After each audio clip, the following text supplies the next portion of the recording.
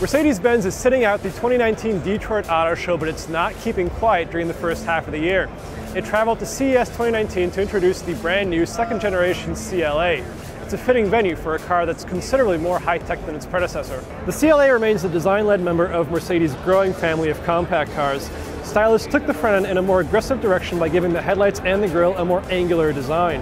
When viewed from the side, the CLA boasts a fastback-like roofline reminiscent of the third generation CLS and frameless doors. The rear lights are also CLS-like.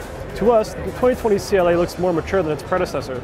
Inside, upmarket variants of the CLA benefit from the Mercedes-Benz user experience Infotainment System displayed on a high-resolution 10.25-inch touchscreen.